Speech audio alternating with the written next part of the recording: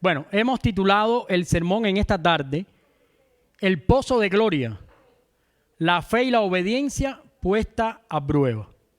Jeremías 38 del 7 al 13. Es la lectura que hemos tenido devocional. Bueno, ¿de qué trata el capítulo 38 de Jeremías? Jeremías es un libro y es el autor, además, de este libro. Y además es el autor de otro libro que le llaman en la Biblia Lamentaciones. O sea, los estudiosos reconocen el libro de Lamentaciones como Lamentaciones de Jeremías. El tema con Jeremías es que Jeremías vivió en un momento donde Dios decidió poner en cautiverio y sacar a deportación al pueblo de Israel. El gran problema con la vida de Jeremías es que Jeremías estaba llevando la palabra de Dios en un contexto donde la gente no quería escuchar lo que Dios estaba diciendo. Y el asunto está en que Jeremías ve que se avecina una guerra, ve que hay una problemática. Los líderes estaban hablándole al rey acerca de buenas cosas, apoyándolo, incitándolo a la guerra. Pero Jeremías había recibido de Dios palabras diferentes. Palabras que decían, si quieres salvar la vida, te tienes que entregar y te tienes que ir. Entonces no se entendió en el pueblo lo que Jeremías quería hacer. ¿Qué pasa? Que se malinterpretó a Jeremías. Primeramente la gente pensó que Jeremías hablaba por sí mismo, que era un cobarde, que era una persona que había tenido miedo. Segundo, lo catalogaron como un espía. Alguien que en vez de suponer que le hablara cosas que apoyaran al pueblo, que los soportaran, que los impulsaran a la guerra, él estaba diciendo todo lo contrario. Él estaba diciendo, no se fajen, ríndanse, nadie batalle, nadie haga nada, solo entreguen sus armas y váyanse y van a salvar su vida. Entonces, desde una perspectiva política y humana, se entendió que Jeremías desalentaba al pueblo. Y decían, bueno, el problema con Jeremías es que lejos de levantarnos el ánimo y apoyarnos, lo que hace es que nos destruye el ánimo. Y en un momento determinado se decide tomar cartas en el asunto y se va contra Jeremías. Se toma a Jeremías y se le castiga llevándolo a un lugar, que era una cárcel, que tenía ciertos pozos, donde ahí las personas eran echadas y morían de sed, de hambre y de frío. Entonces Jeremías es echado en ese lugar, es abandonado ahí. Jeremías es una persona sensible, se le ve en la Biblia, en su libro, llorando en varias ocasiones, rogándole a Dios. Incluso Jeremías dice que él ha sido llamado por Dios desde muy pequeño. Así que si alguien podía tener una comunión con Dios en ese lugar, era precisamente Jeremías. Ahora, la historia se trata de gente que agrada a Dios, de gente que hace las cosas bien pero le van mal. Algo que muchas veces la gente no está dispuesta a entender. Porque muchas veces nosotros tenemos en nuestra mente una mentalidad progresista donde decimos, si nosotros hacemos las cosas bien, nos tienen que ir bien. Y vemos a los pastores que dicen, hagan las cosas bien para que les vaya bien. No. La Biblia nos enseña a través de muchos ejemplos que hacer las cosas bien es nuestro trabajo. Pero como nos va, es asunto de Dios. Porque te voy a decir algo. En el tiempo de Jeremías, cuando a él lo metieron en el pozo, parecía que estaba complicado el asunto. Parecía que iba a morir, parecía que iba a ser destruido. Pero realmente no fue así. O sea, realmente Dios acompañó a Jeremías en todas las situaciones de su vida. Y la Biblia trata de otro personaje, llamado Ebimelech. Y ustedes lo pueden leer ahí. Es una persona que trabajaba para el rey, una persona que es eunuco, una persona que además Dios había tratado con él, y una persona que Dios usó para ayudar a Jeremías en medio de la situación en la que él estaba. Por eso la enseñanza en esta tarde, quiero compartir con ustedes, es esta. Dios es siempre fiel, aunque estemos en las peores circunstancias. Porque nuestra vida cristiana no la podemos vivir por las circunstancias. Las circunstancias hacen que nos equivoquemos. Las circunstancias solo son episodios de nuestra vida donde Dios está probando nuestro carácter. La vida cristiana tiene que ser vivida a través de convicciones cristianas. Porque las convicciones son las que se mantienen firmes, incambiables, inamovibles en medio de circunstancias que muchas veces pueden ser favorables, pero otras veces no pueden ser favorables. Además, la única manera que nosotros podemos medir el éxito en nuestra vida o la capacidad de ser bendecido no puede ser por las circunstancias, porque nosotros recibimos muchas cosas del diablo que muchas veces parecen buenas, pero no lo son. Y recibimos muchas pruebas de parte de Dios que muchas veces parecen malas, pero no lo son. Porque las cosas deben ser medidas según te acercan o te alejan de Dios. Si las cosas que Dios te da te acercan a Él, aunque muchas veces no te parezcan buenas, son una bendición. Y si hay cosas buenas que te alejan de Dios, aunque te parezcan disfrutables, aunque te parezcan soñables, aunque te parezcan agradables, no lo son, porque te están alejando del único que puede ser tu soporte el día que en tu camino aparece un pozo. Y ese es el problema. Que muchas veces en nuestro caminar encontramos pozos. Y algunas veces nos empujan a los pozos por la presión de grupo. Otras veces caemos en los pozos por nuestra curiosidad de lo que hay en el fondo. Y otras veces no caemos en el pozo porque Dios nos levanta y nos lleva a una perspectiva diferente en nuestra vida. Ahora, evidentemente, servir a Dios tiene que ser la prioridad de nuestra vida. Y sirviendo a Dios, también hay momentos donde el camino se va a poner pedregoso y donde van a haber pozos. Pero si nosotros estamos en circunstancias donde Dios nos ha permitido, aunque parezcan las peores, Dios es fiel y siempre va a hacer lo mejor para nuestra vida. Por eso nosotros tenemos un capítulo en Romanos que dice: a los que aman a Dios, todas las cosas le ayudan a bien. Y yo creo que leímos la palabra con Arturo. Y en la palabra se destacan, en este pasaje, un par de cosas que yo quiero aclarar hoy. Un par de cosas a las cuales me quiero referir. Esta es una historia hermosísima. En el capítulo 38, búsquenlo, se llama Jeremías en la cisterna. Y encontramos acá todo un drama. Si tú vas al versículo 4, mira lo que te encuentras. Vamos primero al versículo 3. En el versículo 3 te encuentras a alguien diciendo: así ha dicho Jehová. Este alguien, por supuesto, es Jeremías. Y dice: de cierto será entregada esta ciudad en manos del ejército de Babilonia y la tomará. Bueno, nos estamos preparando para una guerra. Estamos guardando todo lo posible. Tenemos todas las armas afiladas. Necesitamos que los hombres estén animados en la guerra. Estamos todos concentrados en lo que vamos a hacer.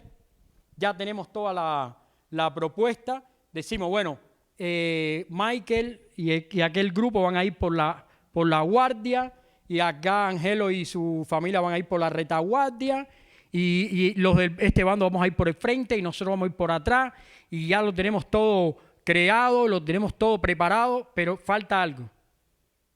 Falta preguntarle a Dios qué es lo que pasa con esta circunstancia que estamos viviendo.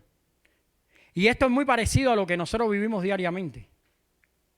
Vivimos diariamente momentos donde nosotros tenemos que tomar decisiones. Decisiones que muchas veces tenemos una balanza para sopesarlas. Hay veces pesan más el egoísmo nuestro y nos sentamos sobre la balanza y decimos, esto es lo que a mí me conviene. Hay veces no es así. Ponemos a Dios y Dios, ¿qué hace? Pues nos muestra el camino que nosotros tenemos que seguir. El gran problema acá es que supuestamente esta gente necesitaba una palabra de aliento y se suponía que la persona que trajera palabra de aliento trae un mensaje diferente a lo que ellos estaban esperando. ¿No te pasa eso en la iglesia muchas veces? Que tú llegas pensando, hoy me van aquí a decir qué maravilla, qué bueno eres, qué maravilloso, cómo está de todo bien las cosas. Y en ese día es que Dios te dice algo que tú no esperas. Bueno, esto fue lo que pasó acá.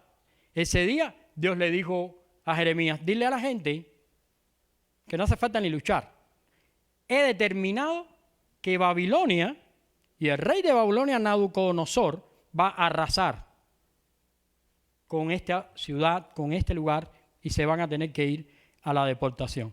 Y bueno, en el versículo 4 dice que algunos príncipes le dijeron al rey, hay que matar a este hombre, porque de esta manera este hombre hace desmayar las manos de los hombres de guerra que han quedado en esta ciudad y las manos de todo el pueblo, hablándole tales palabras, porque este hombre no busca la paz de este pueblo, sino el mal. Y ahí es donde viene el problema. ¿A quién le prestamos oído al final del día? Ese es el asunto.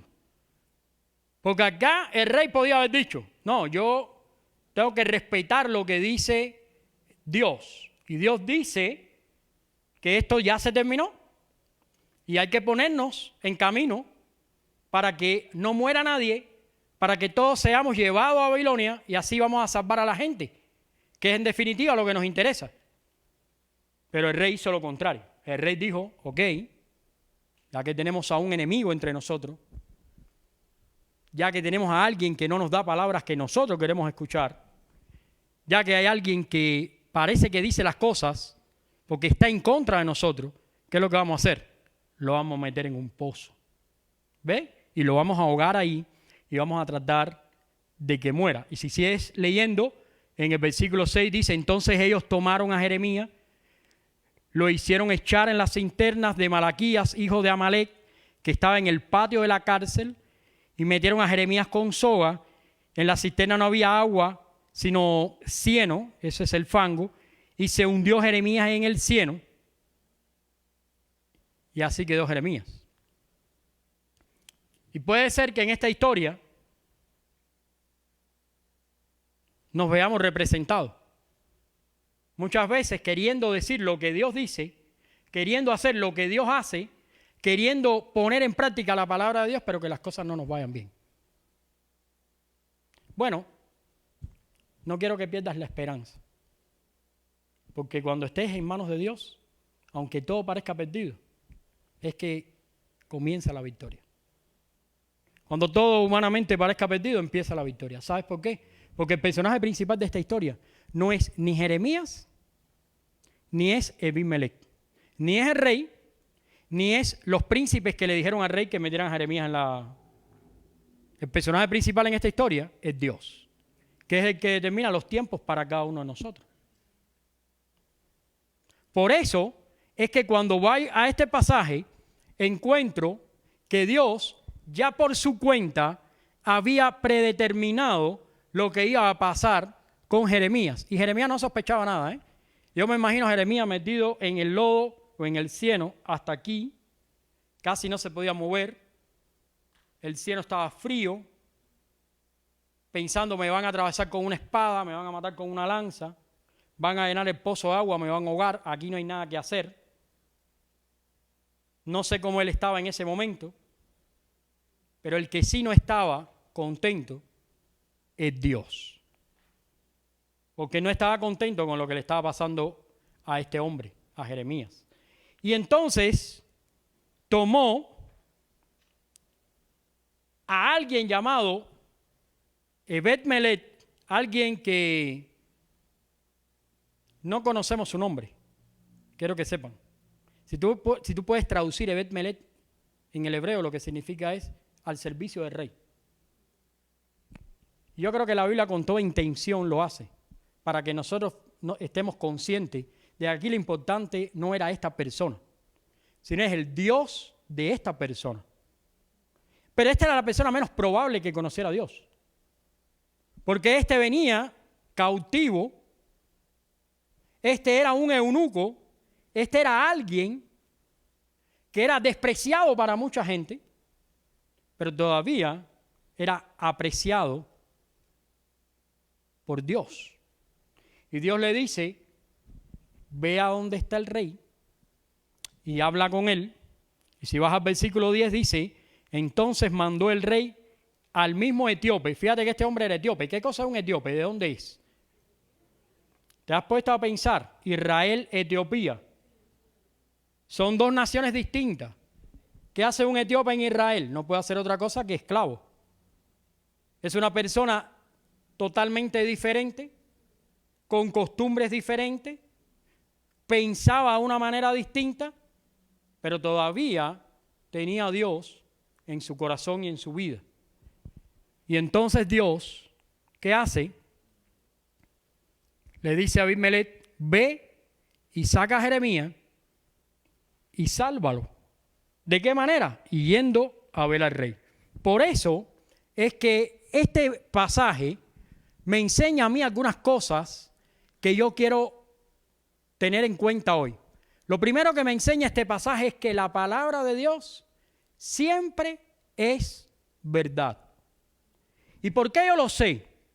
Bueno, porque la historia nos cuenta cómo terminó esto y la deportación y todo el desastre.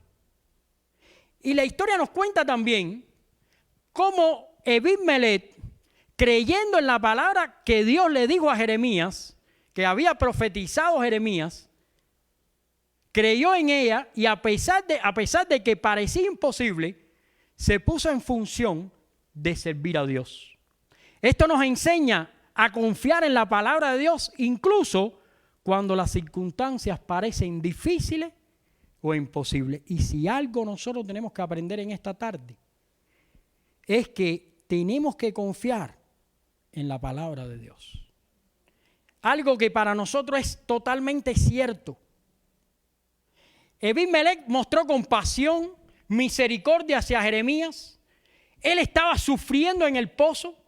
Esto nos enseña a mostrar compasión y misericordia hacia todas las personas, especialmente hacia aquellos que están sufriendo.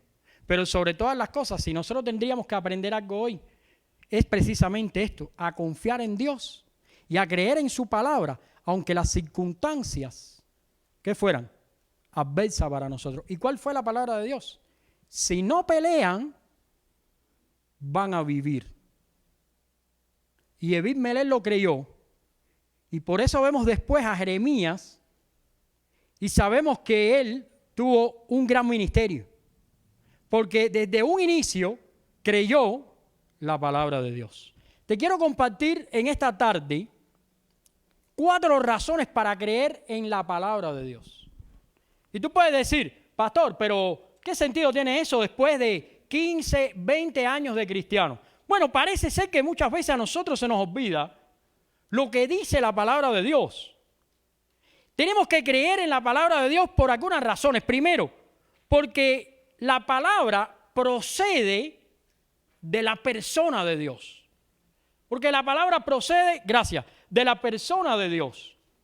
Dice 2 de Timoteo 3, 16 y 17, toda escritura es inspirada por Dios y es útil para redarguir, para instruir, para corregir en justicia, a fin de que el hombre sea perfecto, enteramente preparado para toda buena obra. Y yo me pregunto si todavía nosotros creemos eso realmente y vemos la utilidad de la palabra de Dios. Bueno, de la manera en que nosotros usamos y leemos la Biblia, estamos negando con hechos la utilidad de la palabra de Dios. Ahora yo hago aquí una pregunta, ¿cuántos creen en la palabra de Dios? Y todos levantamos la mano. Eso a mí no me cabe duda. El problema es a la hora de usar la palabra de Dios como el principio de fe que establece nuestras circunstancias. Ahí es donde las cosas cambian. Porque la convicción de que la palabra de Dios es infalible, es real y es verdad, bueno, esa es una cosa que creemos todos. Pero aplicar eso a nuestras vidas es cuando se torna un poquito más complejo. Creemos en la palabra de Dios porque la palabra de Dios es perfecta. Salmo 19, del 7 al 10. Mira, te quiero leer rapidito el Salmo 19, del 7 al 10, quiero que lo busques. Porque ahí hay una descripción de la palabra de Dios que probablemente nunca hayas leído antes. Dice la palabra de Dios, la ley del Señor es perfecta. El testimonio del Señor es seguro. Los preceptos del Señor son rectos. El mandamiento del Señor es puro. El temor del Señor es limpio. Y los juicios del Señor son verdaderos. ¿Viste cuántos nombres tiene la palabra de Dios? ¿Viste cómo el salmista ha podido descubrir la palabra de Dios en cada una de esas circunstancias? ¿Por qué tú crees que le llama ley? ¿Por qué crees tú que le llama testimonio, mandamiento, juicio, precepto? Yo creo que es porque él ha adaptado la palabra de Dios y la ha usado para cada circunstancia de su vida. Pero muchas veces la mentalidad que nosotros tenemos es que la palabra de Dios es un libro sagrado. Es innegable que los cristianos creen que la palabra de Dios es un libro sagrado. El problema es que no usamos la santidad de la palabra de Dios. Es innegable que cada uno de nosotros tiene 1, 2, 3 y hasta 4 Biblias. El problema es que muchas veces las Biblias esas tienen las páginas pegadas, porque muy pocas veces las hemos abierto. Esa es la verdad. Mira lo segundo que hizo. Dame la otra diapositiva. Obedecer la Biblia siempre presenta un reto. Y ahí es donde está lo interesante acá. Que Ebed-Melech tenía muchas posibilidades de hacer muchas cosas. ¿Ustedes creen que viviendo al lado del rey no sabía los secretillos del rey? Podía decirle a Nabucodonosor, te voy a contar algunas cosillas que pasan en el palacio. Solamente respétame la vida. Podía negociar con eso. Pero ¿sabes qué hizo? Además, te voy a decir, el momento no estaba como para estar salvando a Jeremías. Porque Jeremías estaba ahí acusado de ser un espía. Estaba acusado de ser alguien que desalentaba al pueblo. Pero fíjense, vamos a ir ahí a los versículos 10 al 13. Dice, entonces mandó, vamos a ir al 9 para que lo vean hablar. Dice, mi señor el rey, mal hicieron estos varones en todo lo que han hecho contra el profeta Jeremías, el cual lo hicieron echar en una cisterna porque allí morirá de hambre, pues no hay pan en la ciudad. ¿Tú te imaginas un eunuco delante del rey diciendo que los príncipes habían actuado mal? Esa era la muerte segura. Esa era la muerte segura. Por eso obedecer la palabra de Dios siempre representa un reto. A lo mejor hoy cumplir la palabra de Dios no es una cuestión de vida o muerte para nosotros. Pero yo te quiero aclarar esto. De muerte física, porque de muerte espiritual, abre tus ojos para que vea cómo se está muriendo espiritualmente la gente a nuestro alrededor. ¿Dónde crees tú que está gente que hoy no está aquí y estuvo hace años aquí? Sale a buscarlo y te voy a decir qué está pasando. Muerte espiritual. ¿Por qué? Por no obedecer la palabra de Dios. Porque siempre representa un reto. Mira, el reto de Ebed-Melech fue que tuvo que ir a ver al rey y decirle, los príncipes tuyos están haciendo mal. Y fíjense lo que dijo el rey. Es interesante porque el rey dice, entonces mandó el rey al mismo etíope Ebed-Melech y le dijo, toma en tu poder 30 hombres de aquí y haz sacar al profeta Jeremías de la cisterna antes que muera. Mira si Dios es grande y mira si Dios es poderoso y mira si Dios bendice nuestras vidas, que ahora un eunuco, alguien que no tenía ninguna importancia en el reino, que era como una persona desechable, es el jefe de 30 personas y lleva una encomienda delante de los demás una encomienda del rey a hacer algo que contradice la palabra de muchos príncipes. ¿Te das cuenta que cuando se sirve a Dios las cosas son diferentes?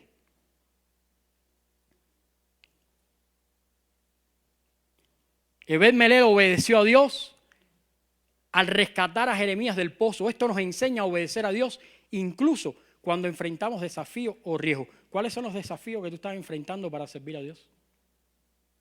¿Es que tú estás sirviendo a Dios o te estás sirviendo a ti mismo? ¿A quién estás sirviendo? Ese es un peligro que tengo yo. Yo pudiera estar aquí sirviéndome de Dios en vez de estar sirviendo a Dios. Porque esto es un sermón que es para mí, porque ahora todo el mundo lo veo serio aquí, todo el mundo pensativo, y todo el mundo después cuando salga aquí dice, el pastor la cogió conmigo. ¿Qué es contigo? Si estás conmigo, este es un problema que puedo tener yo mismo. Es un problema que tenemos que pensar todos. ¿De qué se trata esto? ¿De servir a Dios o de servirme a mí? ¿Cuál es el costo de servir a Dios? Jesús lo dijo, nadie puede servir a Dios y primero no considerar los costos. Lo dijo él. Porque va a haber un costo. Va a costar servir a Dios. Hoy obedecemos para evitar el castigo o para ser aceptados por Dios. ¿Por qué obedecemos? Mira, esto hemos tenido culpa las iglesias y los pastores. Porque le hemos enseñado mal a las congregaciones y los hemos enseñado a servir a Dios o para evitar un castigo o para ganarme la aceptación de Dios. ¿Y sabes qué? Ninguna de las dos. Porque toda la obediencia que nosotros le debemos a Dios es por gratitud. Porque ninguna obediencia nuestra ni nos va a ganar un lugar mejor delante de Dios, ni nos va a librar de ningún infierno porque ya nosotros somos libres de eso. ¿Y sabes cómo se llama eso en la teología? Me voy a poner un poquito teológico para los que estudian. Eso en la teología se llama la obediencia activa y pasiva de Cristo. ¿Qué cosa es la obediencia activa y pasiva? En palabras rápidas, después te voy a leer unas declaraciones, en palabras rápidas, es que Cristo fue suficiente, no solo para cargar todo el pecado en Él, sino también para ir a la cruz y pagar por ese pecado. O sea, Cristo tenía una vida tan santa que podía ser la ofrenda, el sacrificio y el redentor. Eso cierra la puerta a que nosotros nos tratemos de ganar la salvación por las obras. Algo que estamos haciendo en las iglesias muchas veces, tratando de ganarnos a Dios o un lugar más aceptable delante de Dios porque le servimos. Y no acabamos de entender que le servimos a Dios por gratitud. Y cuando no le sirves a Dios, eres un ingrato. Así es como es. Louis Berkhof, un teólogo sistemático reformado, dijo esto: la teología sistemática enseña que la obediencia pasiva y activa de Cristo se conjugan. Hay una constante conjugación de las dos, la obediencia activa y la pasiva, y deben considerarse como un todo orgánico. Y John Murray, que fue un poquito más claro, dijo: en esta doble exigencia en el que Cristo no solamente es obediente pasivamente cargando todo el peso del pecado, sino que además es obediente activo llevando la salvación a un nivel de vida. En ese punto, Él como vicario de un pueblo que quedó bajo la maldición y condenado al pecado, cumplió la ley de Dios, murió, resucitó y habilitó la salvación para todos los que creen en Él. En otras palabras, afrontó la culpa del pecado, cumplió a la perfección las demandas de justicia y nos dio vida. Esto explica que hoy en día nuestra obediencia es de pura gratitud y agradecimiento y que no somos libres de condenación por obedecer, sino somos obedientes en gratitud a haber sido liberados. Y en este punto del sermón te quiero preguntar, ¿estás dispuesto a obedecer a Dios por gratitud? ¿O te crees que Dios te debe dar un pago? ¿O quieres negociar con Él? ¿O crees tú que Dios te debe algo? Porque al final del día, nada que hagamos nos va a conseguir una mejor manera de relacionarnos con Dios. Solo Cristo Jesús. Por eso cuando nosotros hablamos de Cristo, hablamos de un Cristo suficiente en todas las áreas de nuestra vida. Y por eso nosotros tenemos que rendirnos a Él y vivir para su gloria, porque es Él el que vivió cargando el pecado, cumpliendo las demandas, y ahora por gratitud le servimos. Y hasta que nosotros no tengamos una relación con Jesús y una renuncia a nuestro pecado y el arrepentimiento nos lleve a una gratitud verdadera, nunca vamos a entender la vida cristiana. Porque ¿sabes lo que pasa cuando no entiendes la vida cristiana? Que entonces vives como una batería de acá del micrófono. Te cargas espiritualmente y quieres orar por todos los motivos y quieres estar en todas las actividades y quieres vivir para la gloria, y en esa semana si te decimos crucifixión dices heme aquí, pero la batería se va gastando porque no hay un entendimiento del evangelio, porque tu vida lo que tiene de trasfondo es que estás necesitado. Hay un problema en tu vida, quieres resolverlo, necesitas que Dios tenga misericordia contigo y en ese asunto te entregas completamente, eufóricamente al Señor. Pero una vez que eso pasa, se te descargan las baterías. No entendiste que el evangelio es un evangelio de gracia, de gratitud y de misericordia. Y entonces, de la noche a la mañana, ya no quieres servir a Dios. ¿Por qué? Porque todo te va bien. Pero cuando te vaya bien de esa manera, entonces que te va muy mal. Muy mal. Y esa es la respuesta para cuando tú miras en las iglesias gente que de pronto está sirviendo a Dios y después no sirve nada. Y gente que está en la iglesia pero después se va a la iglesia. Y gente que tiene tremenda euforia pero después no tiene nada. No entienden el evangelio. Detrás de cada euforia y cada despertar espiritual de ese tipo, lo que hay es una gran necesidad de atención. Es un problema y quiere que Dios me mire. Y queremos orar más y queremos pedir más para que Dios tenga misericordia con nosotros. Pero eso no nos funciona. ¿Por qué? Porque Dios ya pagó por nuestros pecados. Jesús ya fue entregado en la cruz. Jesús vive por nosotros. Y ahora lo que nosotros tenemos que hacer es aceptar la voluntad de Dios, vivir por convicciones, cualquiera que sea la circunstancia, y caminar hacia Jesús. Y nuestras oraciones, claro, tienen que ser fervorosas. Y nuestras búsquedas del Señor tienen que ser fervorosas, pero tienen que ser en agradecimiento al Dios que nos salvó. Porque de otra manera estuviéramos viviendo dentro de la iglesia evangélica, el evangelio por obra, como si fuéramos gente que quiere cobrar el evangelio a Jesús. Y ese es el problema con Ebed-Melech. Ebed-Melech no quería nada a cambio. Aquí la Biblia no dice que a Ebed-Melech había que haberle pagado. Ni tampoco habla más de él en toda la Biblia, ni tan siquiera dice lo que hizo Jeremías después. Simplemente él sirvió a Dios por gratitud, porque conocía a Dios y continuó su camino. ¿Estás dispuesto a obedecer a Dios en toda circunstancia? Lo tercero y último que aprendí de este pasaje. Cristo, nuestro mejor ejemplo de fe y de obediencia. ¿Sabes por qué? Yo te voy a explicar.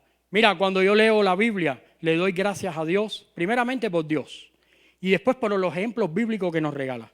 Ebed-Melech es alguien que pudiéramos admirar, pero tienes que saber que la Biblia habla de alguien que es superior a Ebed-Melech. Alguien que es nuestro mejor ejemplo de fe y de obediencia. Alguien que nos sacó de un pozo y de una desesperación definitivamente y para siempre. Ahora, que tú no te sientas afuera y que tú no te vuelvas a tirar al pozo, depende de ti. Pero de que Cristo hizo la obra en tu corazón, eso es innegable. Te voy a decir algunos pasajes bíblicos de lo que dice la Biblia acerca del ejemplo de obediencia y de impecabilidad de Cristo. Dice la Biblia, al que no conoció pecado, lo hizo pecado por nosotros, para que fuéramos hechos justicia de Dios. ¿En quién? En Él. ¿Tú sabes por qué no dice lo hizo pecador, sino que dice lo hizo pecado? ¿Alguien puede decir eso? Dime, Yoti, ¿por qué?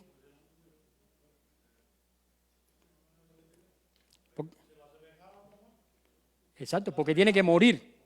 Esa es la diferencia con nosotros. Nosotros somos pecadores, pero fíjate lo que hizo Dios con Cristo. Dice, al que no conoció pecado, lo hizo pecado. ¿Cuál era el pago del pecado? La muerte. Tenía que morir. Para que fuéramos hechos justicia de Dios, ¿en quién? En Él.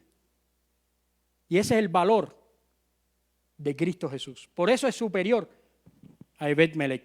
Probablemente Ebed-Melech, después más adelante, fue asesinado, murió de alguna manera. Jeremías, sabemos ya su historia. Pero el Cristo que nosotros tenemos, dice la Biblia, nos acompaña para siempre. En toda circunstancia, en todo momento. Y no solamente cargó el pecado por nosotros. Mira lo que dice 1 Juan 3:5. Dice, ustedes saben que Cristo se manifestó a fin de quitar los pecados. Y en Él no hay pecado. O sea, Él se manifestó para quitar los pecados. Algo que no puede hacer Ebed-Melech. Ebed-Melech le mejoró la vida. Por eso cuando tú vengas a la iglesia, no pienses que el pastor te va a resolver tu vida. Ni pienses que tú vas a resolver tu vida porque un hermano te va a dar un consejo. El único que te puede resolver la vida es Cristo Jesús. Y tú lo necesitas desesperadamente. Necesitas a Cristo Jesús porque Él es el que quita el pecado. Y porque además no hay pecado en Él. Y por último, 1 Pedro 1, 18 y 19 dice, ustedes saben que no fueron redimidos de su vana manera de vivir, heredada de sus padres, con cosas perecederas, con oro o plata, sino con sangre preciosa como de un cordero sin tacha y sin mancha. La sangre ¿de quién? De Cristo. Por eso Cristo es superior, es nuestro mayor ejemplo de fe, de obediencia y de entrega a Dios. Quiero concluir, pero antes te voy a leer este fragmento. Dice, Cristo fue el sustituto de un pueblo condenado a la muerte. Soportó la ira de Dios en nuestro lugar, tomando la maldición de Dios sobre sí mismo por la obediencia humana, porque se hizo hombre. También fue nuestro sustituto en la perfecta y positiva obediencia que ofreció a Dios durante el curso de su vida, mediando entre nosotros, amando a Dios, al prójimo y entregándose para que nosotros tuviésemos vida.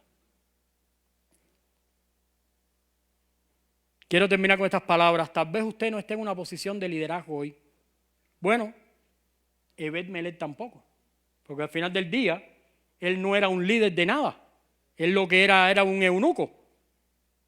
Quizás usted haya escogido llevar una vida cristiana pasiva debido a su nacionalidad, o el color de su piel, o su estado físico, o su edad, o su nivel económico y social. No sé. Ebed-Melech también tenía muchas desventajas. Pero hoy, más de 2 milenios después, sus acciones aún nos inspiran. En la mano del Dios Todopoderoso, usted y yo podemos marcar una diferencia. Porque a nosotros nos acompaña Jesús. Y yo no sé si hoy tú estás pasando la misma experiencia de Jeremías. Y es probable que tú estés en un pozo o estés en una circunstancia inestable de tu vida, como estuvo Israel, que salió de su tierra, que perdió sus posesiones. No sé cuál puede ser la situación en la que tú estés viviendo. Pero te quiero recordar la enseñanza que en esta tarde nosotros manejamos. Y es que Dios es siempre fiel, aunque estamos en las peores circunstancias. Dios es siempre fiel. Si tienes un problema, agárrate de Dios. Si tienes un problema, agárrate de Jesús. Jesús es la solución de todos nosotros. Jesús es la solución. Es quien nos puede sacar del pozo. Es quien nos lleva al camino que agrada a Dios. Y es el que nos sostiene para siempre. Que el Señor les bendiga. Vamos a orar. Padre, gracias te damos en esta tarde porque tú eres bueno y para siempre es tu misericordia. Señor, te damos la gloria y la honra en esta tarde y te pedimos que nos bendigas. Gracias por tu palabra. Gracias por estos ejemplos bíblicos que señalan a ti, Jesús, quien eres el mayor ejemplo para nosotros. Quien eres el Señor, nuestro Dios, nuestro libertador. Ayúdanos a vivir para tu gloria. En el nombre de Cristo Jesús. Amén.